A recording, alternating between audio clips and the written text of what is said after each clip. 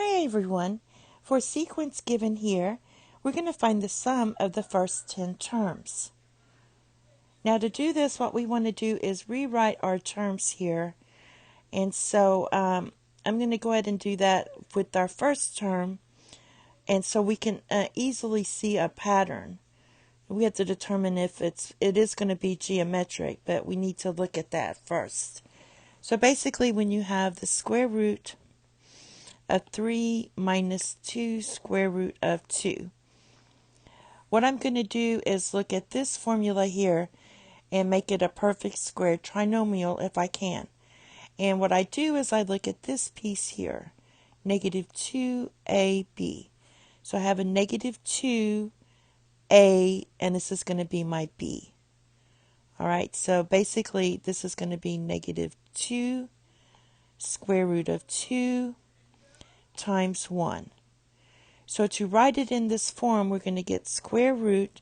And what I can do, since my a is going to be square root of 2 and my b is going to be 1, I'm going to write my 3 as 2 plus 1 minus 2 square root of 2 times 1. Then rearrange it, and I'm going to get 2 minus 2 square root of 2 times 1. You can leave off the 1 if you want, but plus 1. Now, since I have this written here, what I can do now is write it in this form. So I can write this 2 as square root of 2 squared. That takes care of the a squared, minus 2 square root of 2 times 1, and then write my b as b squared, so that's going to be 1 squared. Therefore, I can condense it and write it in this form. So since I have a perfect square trinomial, I can write this as square root of 2 minus 1 squared. And then when you square a square root, you're left with square root of 2 minus 1. Now that's a lot easier for us to look at versus these double square roots. All right, let's do the second one the same way. Basically, I have negative 4 times square root of 2. We have a 2 here. So I want to make this a 2. So if I put a 2 here, then this is going to be, I have to put the other 2 back inside. So that's going to be square root of 8. Right? All right, so basically what I'm going to do here to get the b is write this as negative 2 times square root of 4 times square root of 2. Or negative 2 times square root of 4 times square root of 2. Now I can do that if I write my 6 as 4 plus 2. So I'm going to rewrite this 6 minus 4 square root of 2. I'm going to write this as square root of 4 plus 2. And then I'm going to have minus 2 square root of 4 times square root of 2. Now that tells me my a is going to be square root of 4, because I'm going to match it up to this. And my b is square root of 2. All right, let's rearrange this. So this is going to give me square root of 4 minus 2 square root of 4 times square root of 2, and then move the 2 at the end here. And then substitute what I have here. So this is going to be square root of 4 squared minus 2 square root of 4 times square root of 2 plus square root of 2 squared. That gives me the same thing I have here. Now when we condense it, we're going to get square root of 4 minus square root of 2.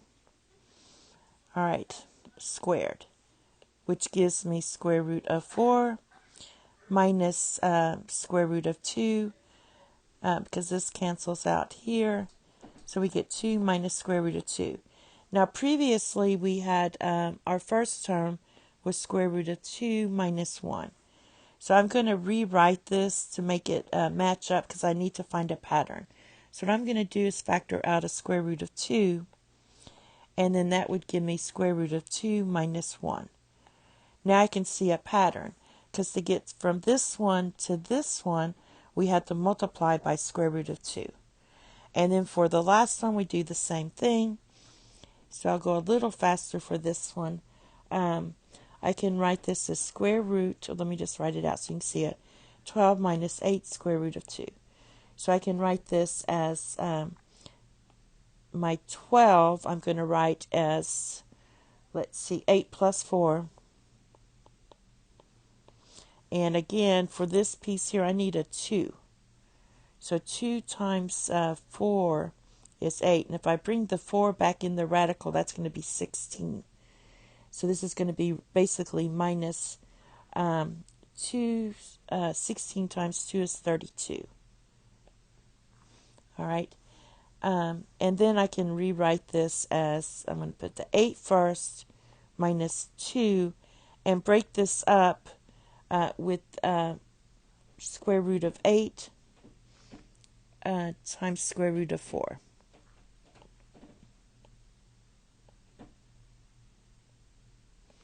Eight times 4 is 16. So if I have negative 2 square root of 8 times square root of 4, that means my A is square root of 8 and my B is square root of 4. And then we're going to put this plus 4 here. And then again, let's rewrite this looking like this. So this is going to be square root of 8 squared, because that's your A, minus 2 square root of 8 square root of 4 plus square root of 4, that's your B, and then square it. Condensing it, we're going to get square root of 8 minus square root of 4 squared. That's this piece. These cancel out. You could actually write this as square root of 8 minus square root of 4 squared to the power of 1/2. So this cancels out. We have square root of 8 minus square root of 4. This equals 2 square root of 2 minus 2. We can factor out a 2, and this will be 2 times square root of 2 minus 1. I wrote that wrong. Just factor out a 2 and you get square root of 2 minus 1 like that. All right.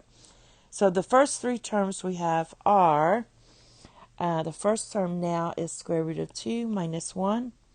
The second term is square root of 2 times square root of 2 minus 1.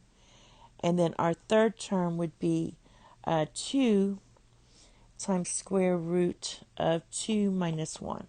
So these are all the same, and we just keep multiplying by square root of 2.